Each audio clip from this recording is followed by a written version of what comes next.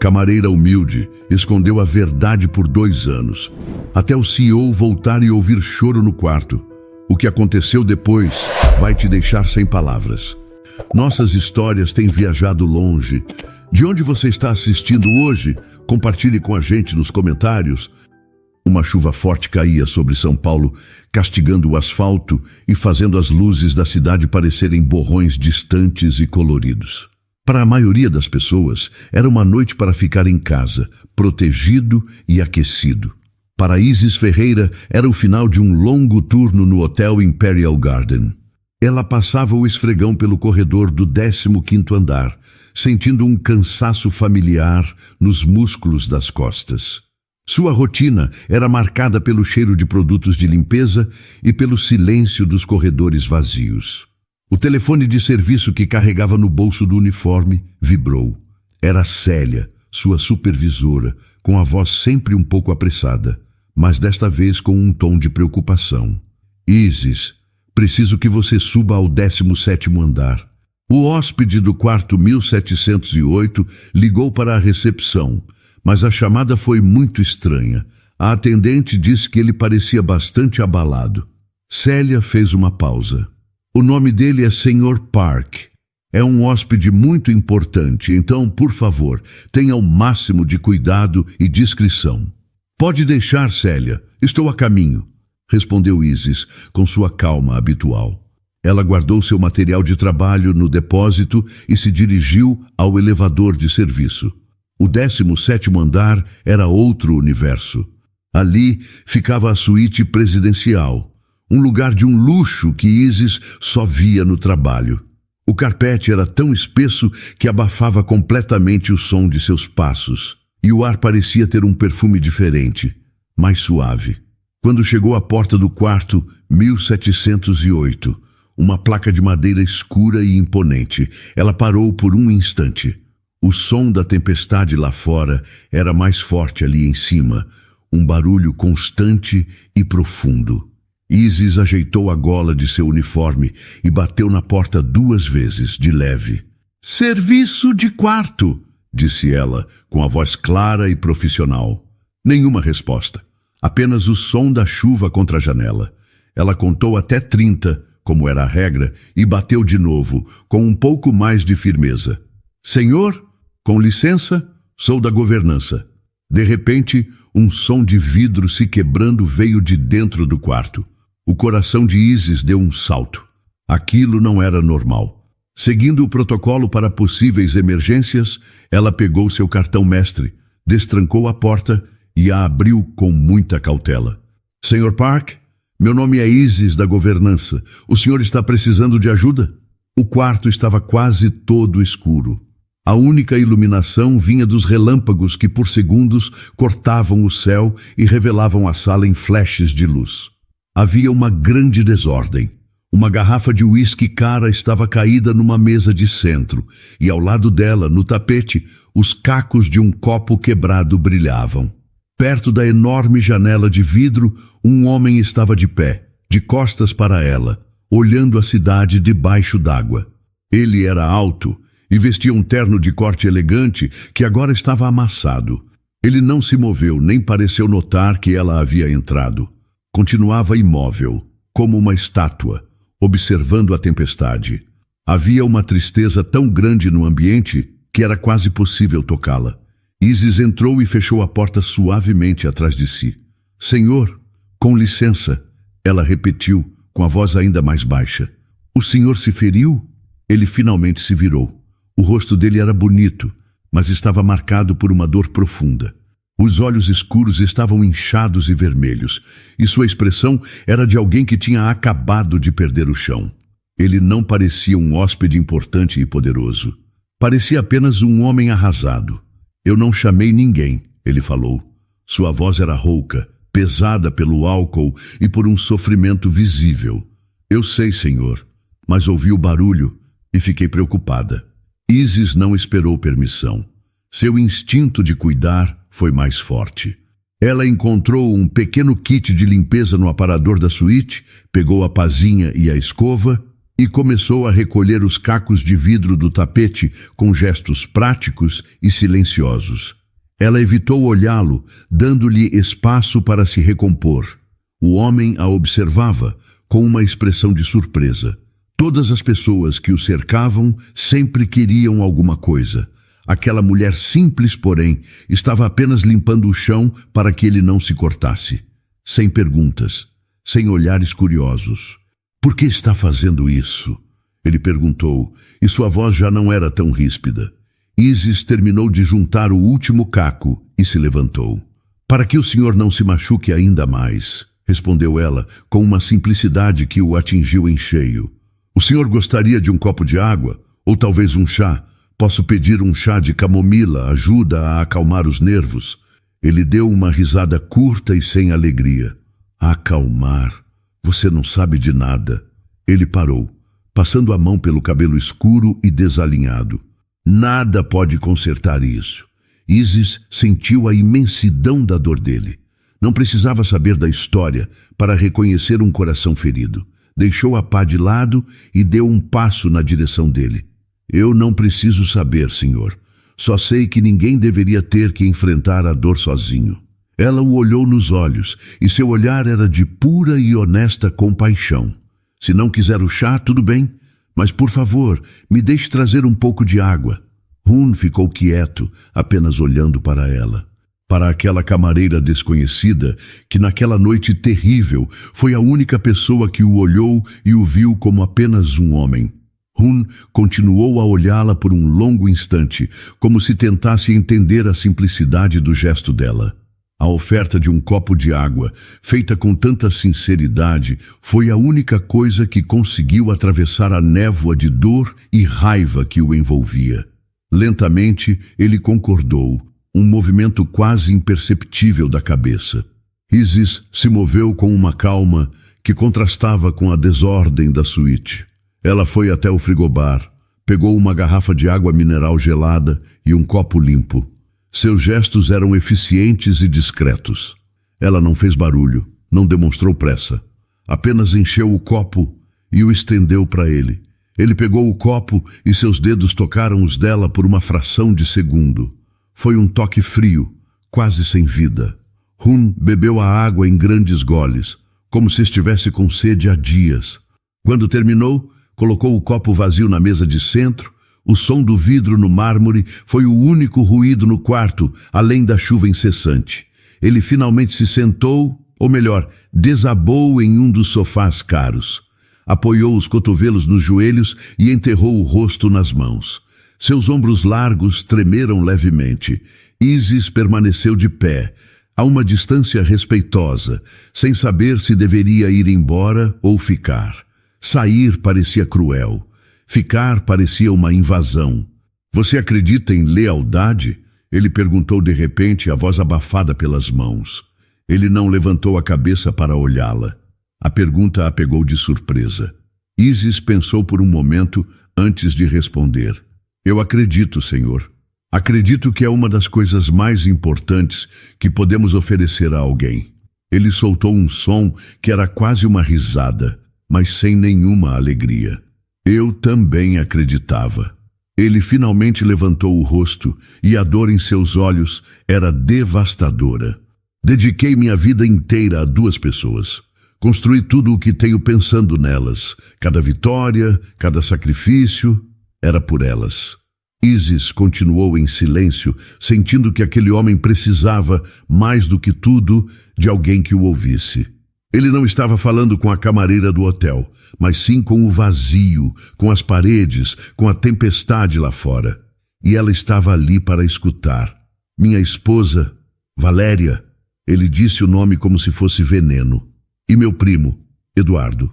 Ele não era só meu primo, era meu melhor amigo, meu sócio, a pessoa em quem eu mais confiava no mundo, além dela. Ele olhou para o nada, seus olhos vendo cenas que Isis não podia imaginar.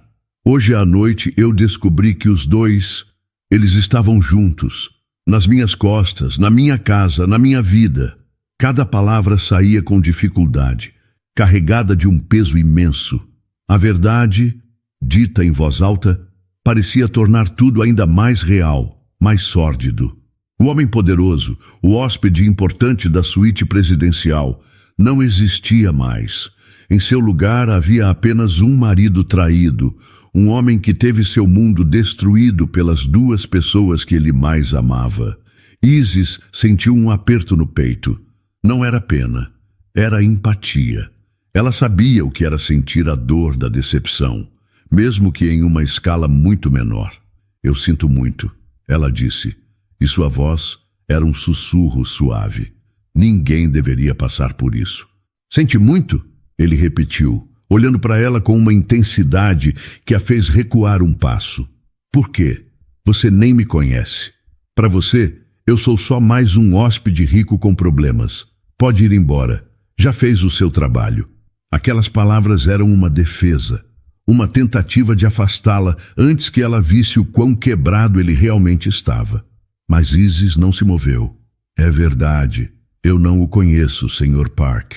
Ela admitiu com honestidade. Mas eu conheço a dor. E não estou aqui apenas porque é o meu trabalho. Estou aqui porque o senhor não parece bem, e minha avó sempre me ensinou que não se vira as costas para alguém que está sofrendo.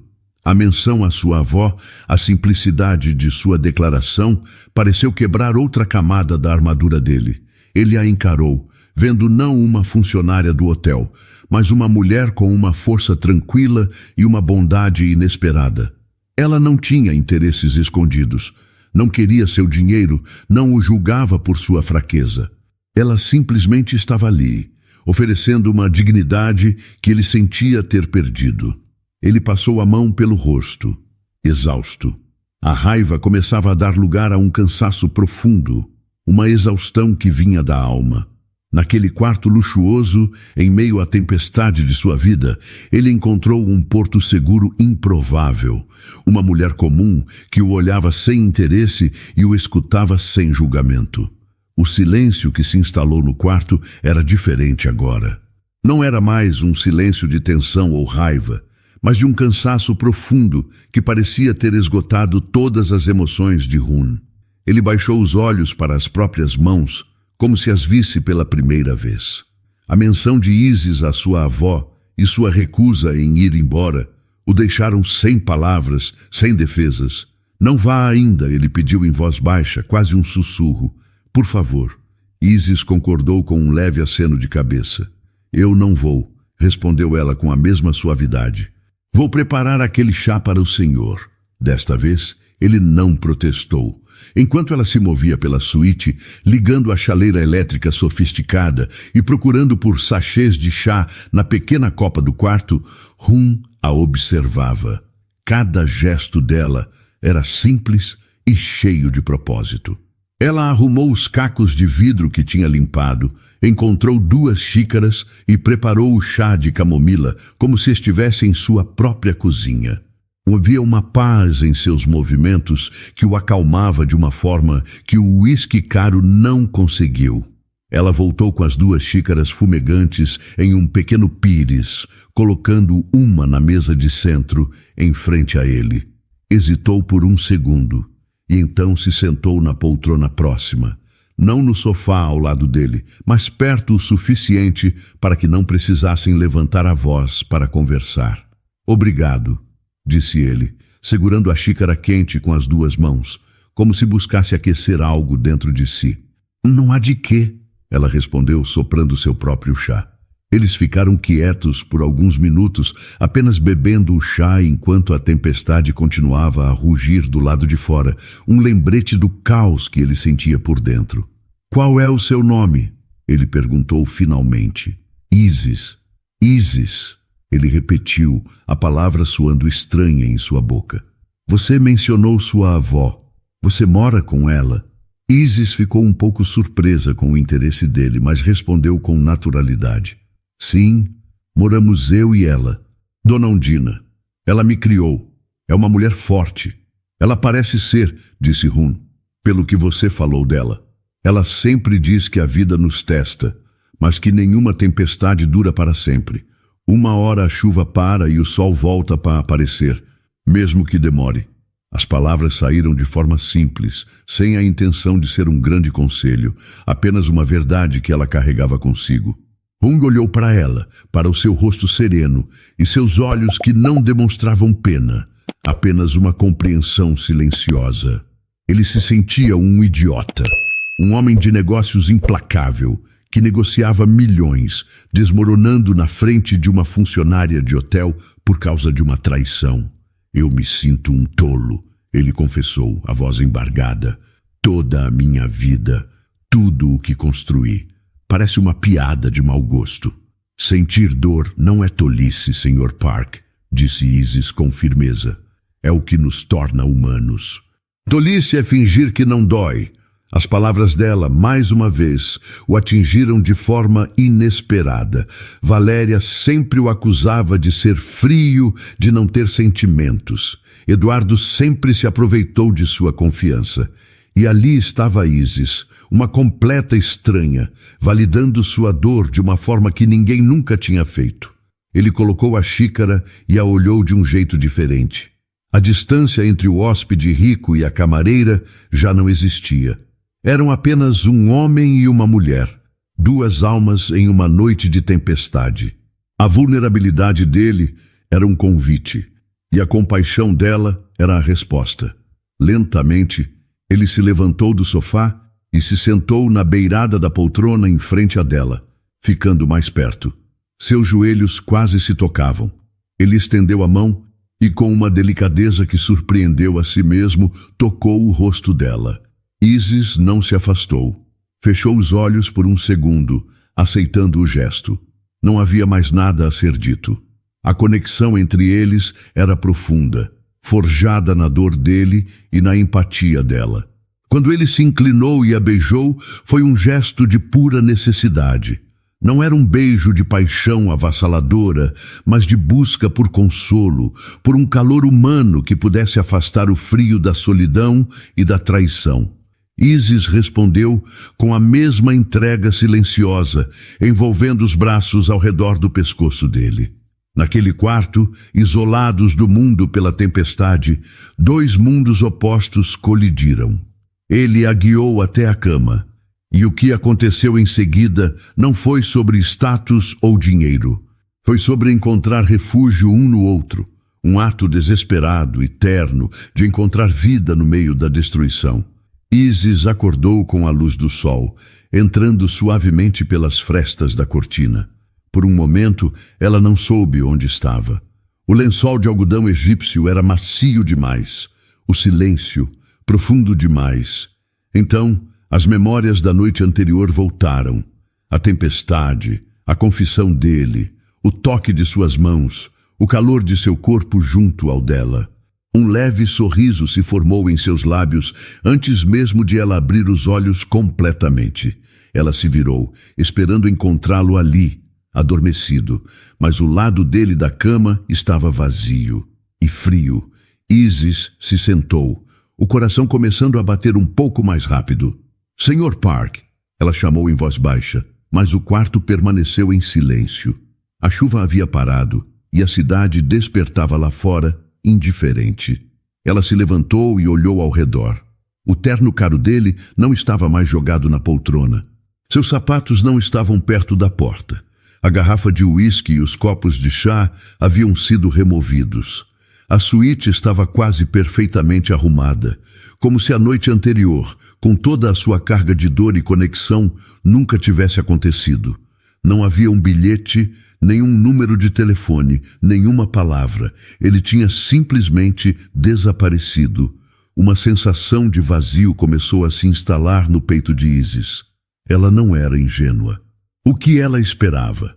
Que um homem como ele, rico e de um mundo tão distante do seu, fosse ficar. Mesmo assim, a forma como ele partiu, sem um único adeus, doeu. Doeu profundamente. Com um suspiro, ela juntou suas próprias roupas e se vestiu em silêncio. Por puro hábito profissional, esticou o edredom da cama, alisando as dobras. Era uma forma de colocar ordem no caos que começava a se formar dentro dela. Deixou o quarto 1708 sem olhar para trás, fechando a porta para aquele breve capítulo de sua vida. Nos dias que se seguiram, Isis tentou, discretamente, obter alguma informação. Perguntou na recepção quando o Sr. Park faria o check-out, mas foi informada de que ele já havia partido nas primeiras horas da manhã. Qualquer outra pergunta foi recebida com um sorriso polido e uma lembrança firme sobre a política de privacidade do hotel. Para o Imperial Garden, ele era um nome em uma lista de hóspedes importantes. Para Isis, ele era um fantasma com um rosto triste e olhos gentis. As semanas passaram e a rotina de Isis voltou ao normal. O trabalho, o cuidado com a avó, as conversas com a amiga Lívia. Ela tentou empurrar a memória daquela noite para um canto escuro de sua mente, mas a lembrança persistia, até que algo mudou em seu corpo.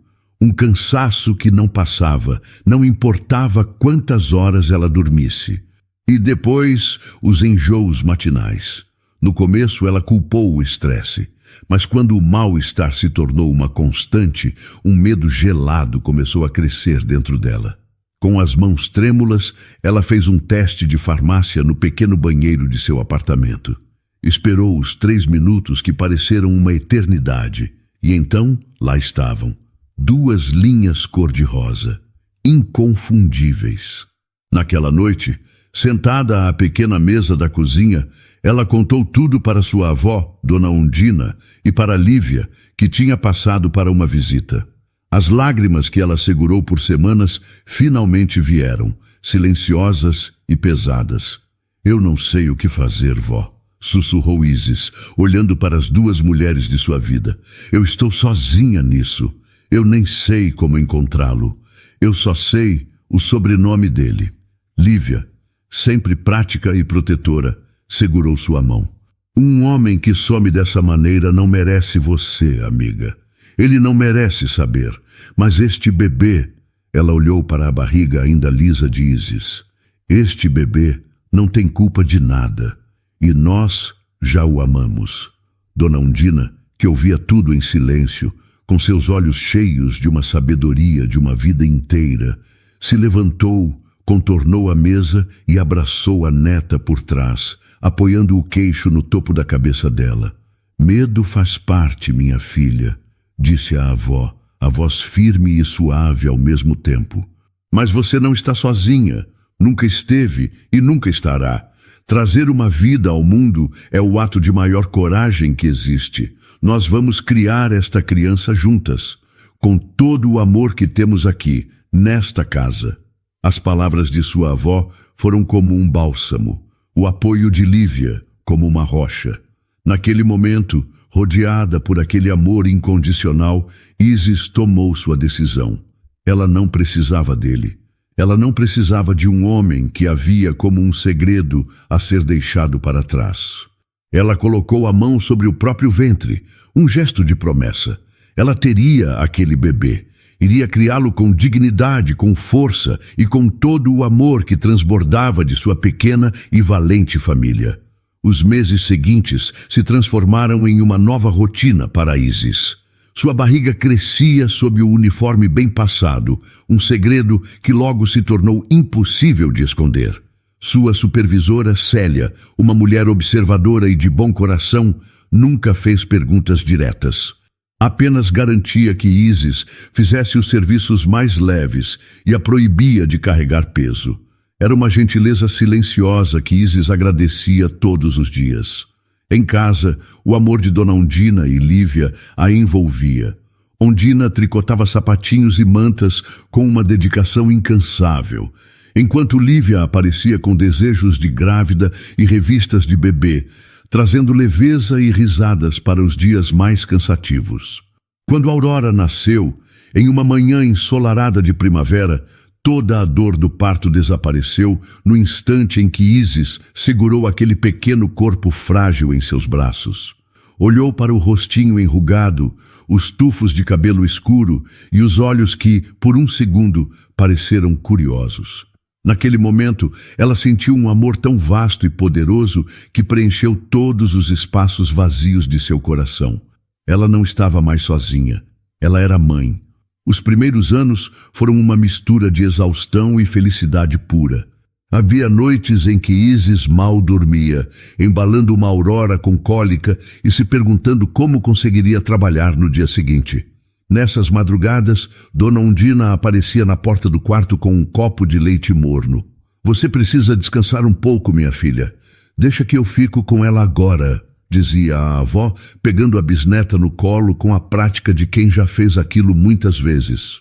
"Obrigada, avó. Eu não sei o que faria sem a senhora", respondia Isis com os olhos pesados de sono e gratidão.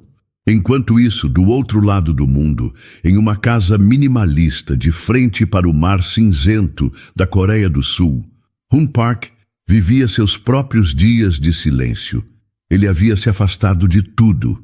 Deixou a presidência do grupo Park Innovation nas mãos de conselheiros de confiança e se isolou. Passava os dias lendo, caminhando pela praia e tentando juntar os pedaços de si mesmo. A traição de Valéria e Eduardo o havia quebrado de uma forma que ele não sabia ser possível. Ele estava aprendendo a viver sem a armadura de CEO, a ser apenas Hoon, mas em noites silenciosas, a memória de uma camareira com olhos gentis e palavras de fé voltava. Ele se lembrava do nome dela, Isis. A lembrança era um ponto de calor em meio ao seu exílio gelado, mas também uma fonte de vergonha. Ele fugiu, não apenas de sua dor, mas dela também. Em São Paulo, a vida continuava. Aurora deu seus primeiros passos se segurando nas pernas da bisavó. Sua primeira palavra foi mamã, dita em um final de tarde quando Isis chegou do trabalho cansada e a menina correu desajeitadamente em sua direção. Cada pequena conquista era uma festa. O apartamento era simples, os brinquedos, muitas vezes de segunda mão, comprados por Lívia em brechós, mas o amor era abundante. Quando colegas de trabalho, com uma curiosidade inevitável, perguntavam sobre o pai de Aurora, Isis tinha uma resposta pronta, dita com uma calma que não convidava a mais perguntas. "Ele não pôde ficar", ela dizia, "mas deixou o maior presente que eu poderia imaginar." E então mudava de assunto, falando sobre alguma graça que a filha tinha feito. Com quase 2 anos, Aurora era uma menina esperta e feliz. Tinha os olhos escuros e expressivos de Hoon, algo que Isis notava com um aperto suave no coração. Ela era a luz da casa, a alegria de Dona Undina e o xodó da tia Lívia. Do outro lado do mundo, Hoon também estava mudando. Depois de um longo período de reabilitação emocional, com a ajuda de um terapeuta, ele começava a se sentir pronto para encarar o mundo novamente. Ele havia entendido que fugir não apagava o passado. A dor da traição ainda existia, mas já não o definia. Havia, no entanto, uma outra pendência, uma noite em São Paulo, que ele nunca conseguiu esquecer completamente. Ele não sabia o porquê, mas sentia que precisava fechar aquele círculo. Numa noite qualquer, Isis colocava a Aurora na cama. A menina já estava quase dormindo, abraçada a um ursinho de pelúcia. "Dorme bem, meu amor", sussurrou Isis, beijando a testa da filha. Aurora sorriu, sonolenta. Isis a observou por um instante, o coração cheio de paz. Sua vida era difícil, seu trabalho era cansativo. Mas olhando para a filha, ela tinha a certeza de que tinha tudo o que precisava. Ela não fazia ideia de que a milhares de quilômetros de distância, um homem estava comprando uma passagem de avião de volta para São Paulo, sem saber exatamente o que procurava, mas sentindo que precisava retornar ao lugar onde sua queda havia começado.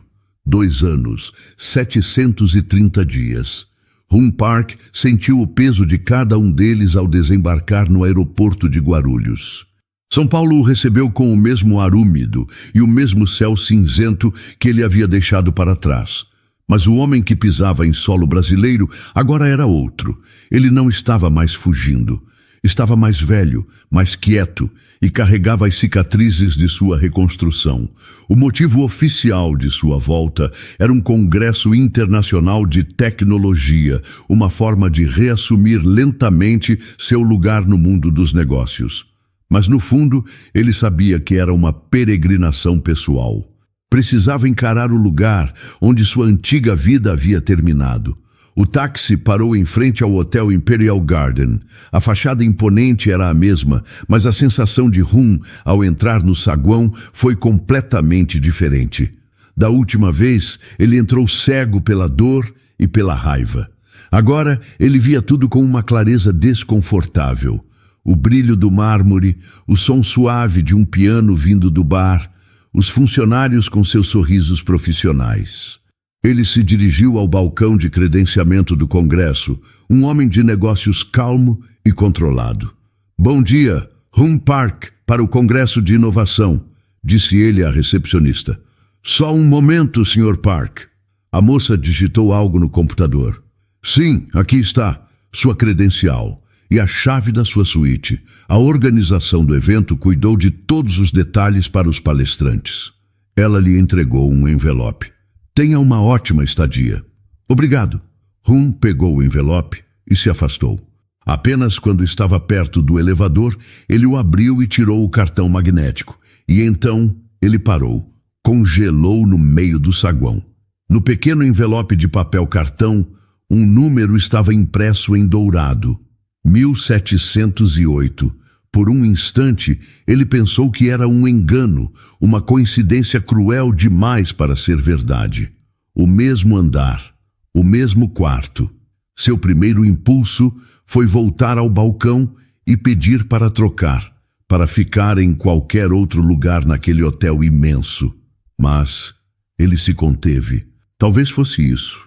Talvez ele precisasse voltar exatamente ao ponto de partida para poder finalmente seguir em frente. Com uma respiração profunda, ele entrou no elevador.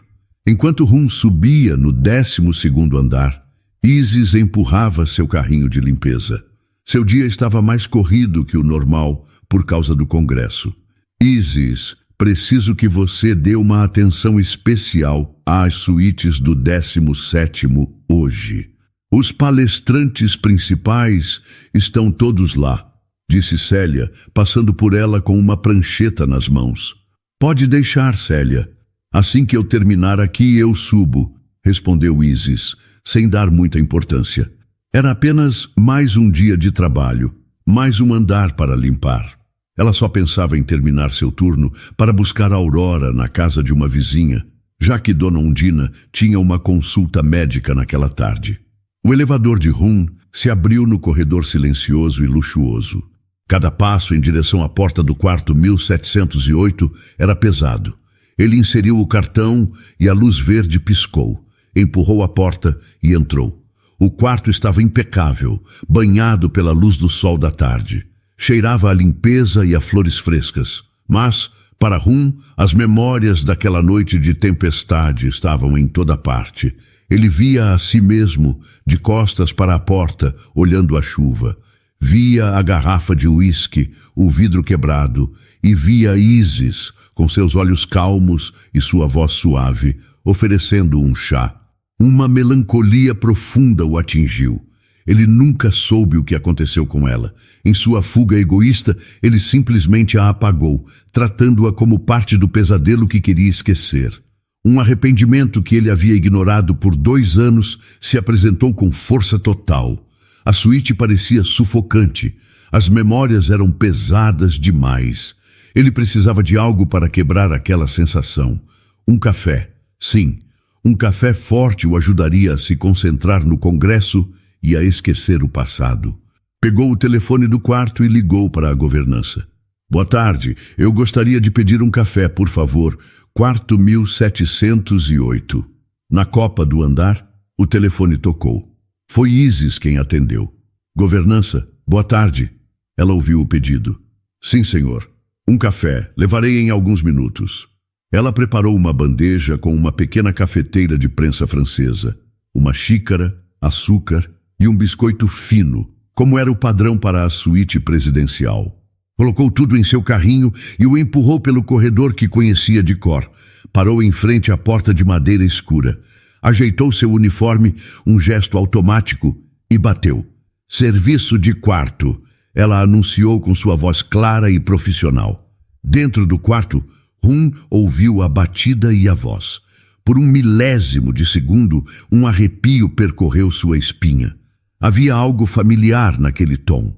Ele balançou a cabeça, dispensando a ideia como um truque de sua mente sobrecarregada. Caminhou até a porta e a abriu. O tempo parou. Ali, parada em sua frente, estava ela, Isis.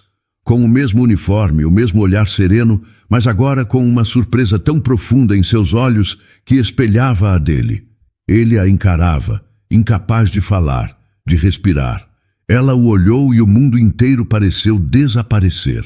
A bandeja em suas mãos tremeu levemente. Era ele, o homem da noite de tempestade, o fantasma que ela tentou esquecer. Estava ali, real, em sua frente, depois de 2 longos anos de silêncio.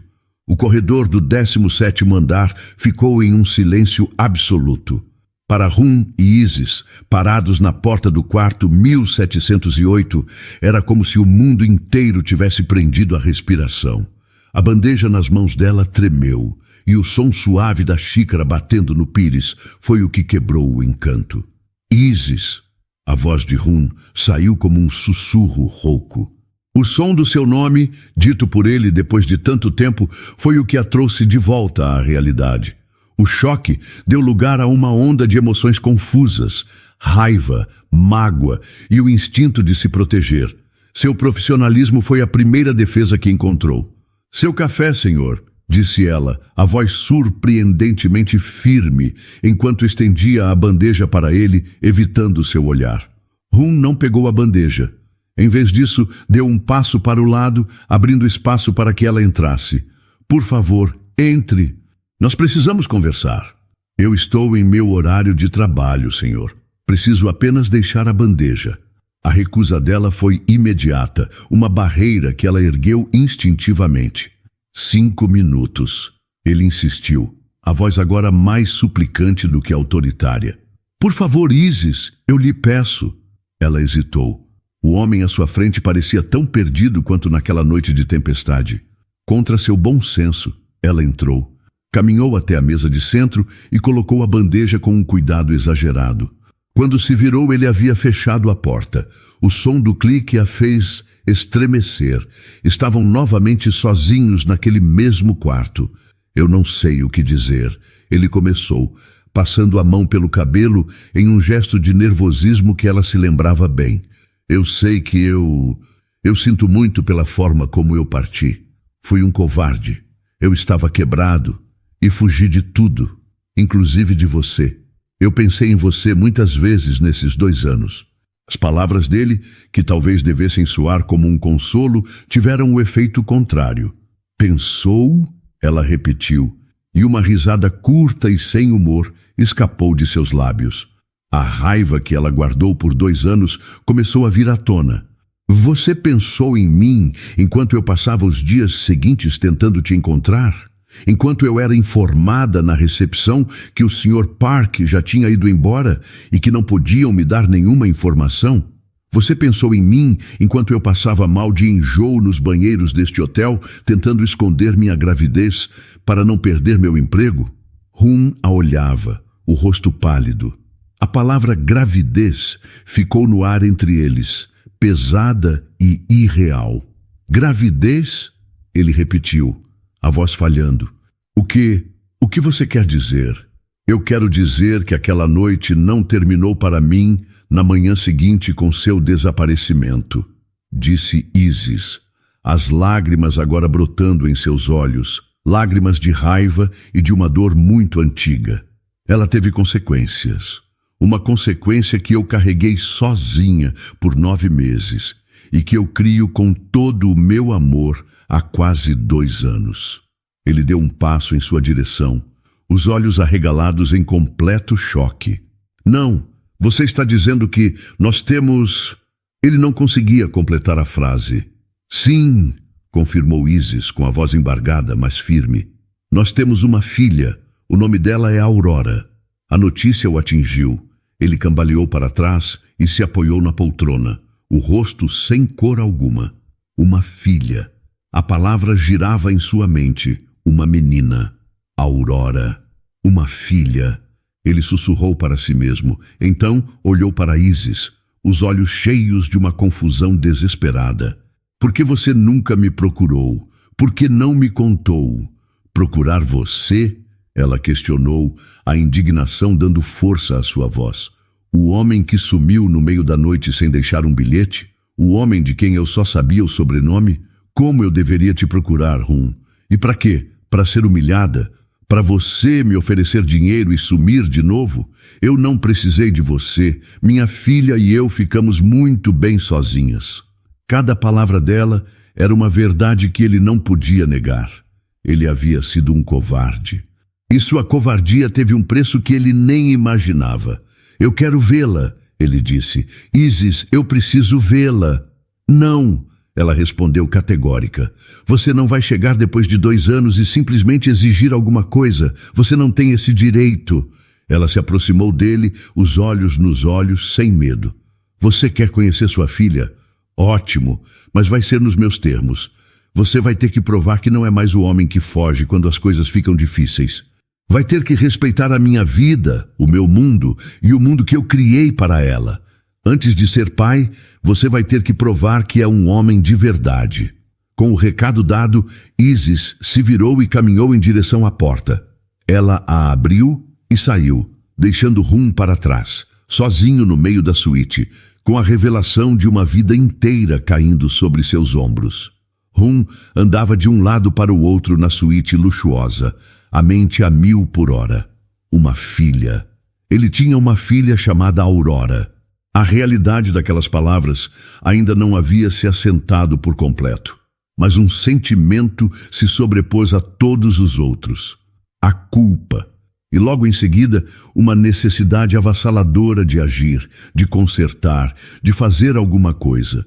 Em seu mundo, problemas eram resolvidos com lógica, estratégia e recursos. E o maior recurso que Hun possuía era dinheiro. Seu cérebro de CEO, treinado para identificar e solucionar ineficiências, entrou em ação. O problema: a mãe de sua filha trabalhava em um emprego exaustivo, limpando quartos de hotel. A solução parecia óbvia para ele. Ele precisava tirá-la daquela posição, precisava dar a ela uma vida mais fácil. Com uma determinação renovada, ele pegou o telefone e pediu para falar com o gerente-geral do hotel. 20 minutos depois, o Sr. Bastos, um homem de meia idade com um terno impecável, estava em sua suíte, visivelmente ansioso para agradar um hóspede tão importante. Sr. Park, em que posso servi-lo? Perguntou o gerente. Sr. Bastos, serei direto, começou Hun com seu tom de comando habitual. Fiquei muito impressionado com a dedicação e o profissionalismo de uma de suas funcionárias, uma camareira chamada Isis Ferreira. Gostaria de fazer uma doação anônima ao Fundo de Desenvolvimento de Funcionários do Hotel, com a condição de que a senhorita Ferreira seja promovida a um cargo administrativo. Na recepção, talvez. Algo com menos esforço físico e um salário melhor. O gerente ficou surpreso, mas se recompôs rapidamente. Uma doação generosa e um pedido simples de um homem poderoso? Não havia o que questionar. Claro, Sr. Park. Considere feito. A funcionária Isis é de fato muito competente. Ela merece o reconhecimento. Hun sentiu uma ponta de satisfação. Era o primeiro passo. Ele estava cuidando dela. Estava fazendo a coisa certa. No dia seguinte, Isis foi chamada à sala do Sr. Bastos. Sentiu um frio na barriga, imaginando que a conversa com o hóspede do dia anterior havia chegado aos ouvidos da gerência. Ao entrar, viu sua supervisora, Célia, ao lado do gerente. A expressão de ambas era estranha. Isis, sente-se, disse o Sr. Bastos. Tenho ótimas notícias. Devido ao seu excelente trabalho ao longo desses anos e com o incentivo de um hóspede muito satisfeito que deseja permanecer anônimo, estamos te oferecendo uma promoção. Um cargo de assistente na recepção, com efeito imediato, salário maior, novos desafios. O ar saiu dos pulmões de Isis. Ela soube na hora. Um hóspede anônimo. Era ele. O sangue subiu ao seu rosto, uma onda de calor e humilhação. Ela olhou para Célia, que desviou o olhar, confirmando suas suspeitas. Eu agradeço a oferta, Sr. Bastos. Posso pensar a respeito? Ela conseguiu dizer. Ao sair da sala, o estrago já estava feito. Os olhares de suas colegas de corredor eram diferentes. Os sussurros começaram antes mesmo de ela chegar ao final do corredor. Em poucas horas, ela passou de uma colega respeitada a um caso de fofoca. A camareira que usou seus dons para conseguir uma promoção com um hóspede rico. O trabalho digno que ela construiu por anos foi manchado pela tentativa desajeitada dele de ajudar. Com uma fúria que ela nunca sentiu na vida, Isis marchou até o 17º andar. Bateu na porta do quarto 1708 com força, sem se importar com os protocolos. Rum abriu, um leve sorriso de expectativa no rosto. Isis. Ela entrou no quarto como um furacão, sem lhe dar chance de falar. O que você fez? Ela perguntou, a voz tremendo de raiva. Você tem alguma ideia do que você fez? Rum ficou confuso. Eu te promovi, eu só queria te ajudar, te dar uma vida melhor. Uma vida melhor? Ela gritou, as lágrimas de humilhação escorrendo pelo rosto. Você acabou de destruir a minha credibilidade profissional. Você me transformou em uma piada para todos com quem eu trabalho. Você acha que a minha vida é um negócio para você resolver com seu talão de cheques? Eu não sou um projeto de caridade, Rum. Eu sou uma mulher que trabalha duro e que se sustenta com dignidade. As palavras dela o atingiram com força. Ele a olhava, finalmente entendendo a dimensão de seu erro. Ele não a havia ajudado. Ele a havia insultado. Eu não preciso que você me salve, continuou ela, a voz agora mais baixa, mas ainda mais cortante. Eu precisei de você quando eu estava sozinha e com medo, com um bebê a caminho. Agora, o que eu preciso é de um pai para a minha filha, alguém que apareça, que participe, que se importe. Não de um caixa eletrônico. Ele ficou em silêncio, absorvendo cada palavra. Ela estava certa, completamente certa. Ele havia agido como um CEO, não como um homem, não como um pai. Me desculpe. Ele disse. A desculpa parecia carregar o peso de um entendimento verdadeiro. Você tem razão. Eu errei. Me desculpe, Isis. Depois que Isis saiu, Rum ficou parado no meio da suíte, as palavras dela voltando em sua mente. Eu não preciso de um salvador. Eu preciso de um pai para minha filha. Pela primeira vez em muito tempo, ele enxergou com clareza. Seu primeiro ato não foi de raiva ou de desespero, mas de humildade. Ele pegou o telefone e ligou novamente para o gerente do hotel. Desfez o arranjo da promoção, explicando que houve um grande mal-entendido de sua parte e pedindo desculpas por qualquer transtorno. Depois, enviou uma mensagem de texto simples para Isis, cujo número ele pedira a Célia sob o pretexto de um elogio profissional. Eu cancelei a promoção. Me desculpe novamente, quero tentar fazer do jeito certo. A resposta dela demorou, mas veio. Obrigada. No dia seguinte, Rum fez o check-out do Hotel Imperial Garden. Deixou para trás o luxo, o serviço de quarto e o homem que ele era. Com a ajuda de um assistente local, alugou um apartamento simples, mas limpo e arejado, a poucos quarteirões da casa de Isis. Era um lugar com móveis básicos e sem nenhuma ostentação. Ele trocou o mundo que conhecia pelo mundo dela. Seu próximo passo foi o mais difícil. Com o coração na mão, ele ligou para Isis. Gostaria de conhecer a Aurora, ele disse sem rodeios. Quando e onde você se sentir segura. Talvez em um parquinho. Eu só quero vê-la.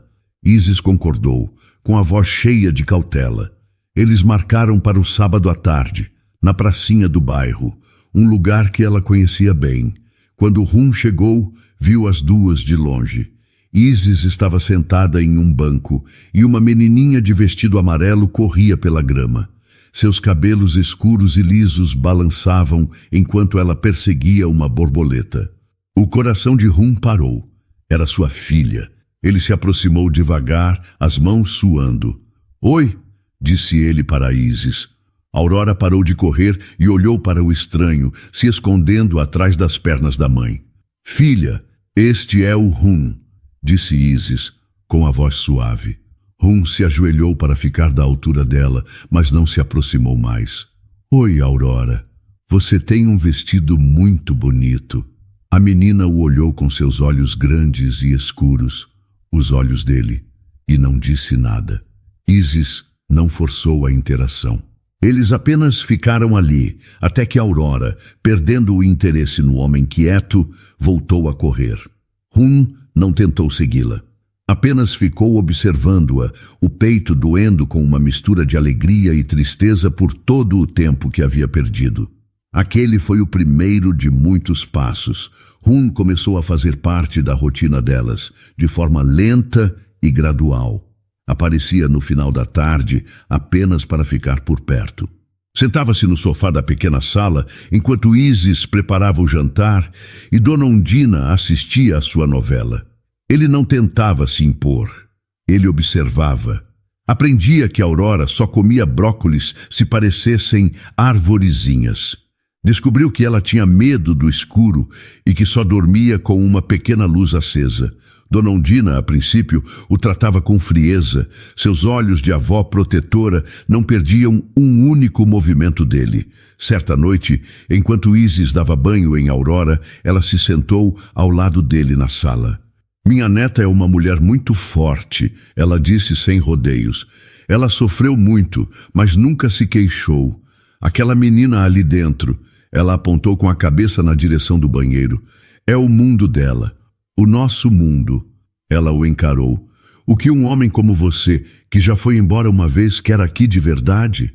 Rum a olhou com uma sinceridade que não podia ser fingida.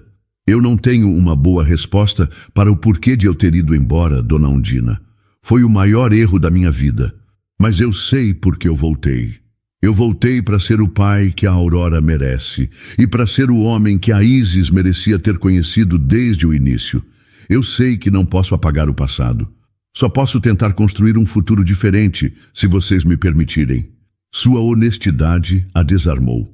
A partir daquele dia, a desconfiança de Dona Undina começou a se transformar em observação. Ela o via chegar todos os dias, sem falta. Via a paciência com que ele tentava brincar com Aurora, mesmo quando a menina o ignorava. Via o jeito como ele olhava para Isis, um olhar que misturava arrependimento, respeito e um carinho profundo. Numa noite de sexta-feira, encontraram-se todos na sala. Rum estava no chão, montando uma torre de blocos coloridos. Aurora, sentada à sua frente, esperava a torre ficar alta para derrubá-la com uma gargalhada gostosa. E Rum, em vez de se frustrar, ria junto com ela e começava a montar tudo de novo. Da porta da cozinha, Dona Undina observava a cena. Um sorriso genuíno, o primeiro que ela lhe dava, iluminou seu rosto. Ela trocou um olhar com Isis, que assistia a tudo com o coração mais leve. Em silêncio, as duas mulheres concordaram. Ele estava de fato tentando e estava conseguindo. Passaram-se mais 2 anos. 2 anos em que o apartamento modesto de Rum se tornou uma extensão da casa de Isis. 2 anos em que papai se tornou a palavra mais natural do vocabulário de Aurora, dita com um sorriso que sempre fazia o coração de Rum se aquecer. O homem que um dia comandou reuniões de milhões de dólares, agora se sentia um vitorioso ao conseguir fazer um aviãozinho com a colher para que sua filha comesse legumes. Ele não voltou para a presidência de sua empresa. Em vez disso, montou um pequeno escritório em seu apartamento, gerenciando seus investimentos de forma remota, para nunca mais perder um café da manhã ou uma história antes de dormir. Numa tarde de sábado, enquanto Hun e Aurora brincavam no tapete da sala, Isis tomava um café com Lívia na padaria do bairro. Eu admito, eu estava errada sobre ele, disse Lívia, mexendo o açúcar em seu copo. No começo, eu queria te proteger daquele homem. Hoje, eu vejo o jeito como ele olha para você e para a Aurora. Quem diria, hein, amiga? O milionário misterioso que sumiu virou um paizão presente e dedicado. Isis sorriu, um sorriso genuíno que iluminava seu rosto. Ele não é perfeito, Lívia. Nenhum de nós é. Mas ele aparece, todos os dias. É isso que importa. O que Isis não sabia era que Hun vinha planejando algo há semanas. Naquela noite, ele anunciou que queria levar todos para um jantar especial. Para celebrar a nossa família, ele disse. O local escolhido, no entanto, a deixou surpresa. O restaurante do Hotel Imperial Garden. Tem certeza, Hun?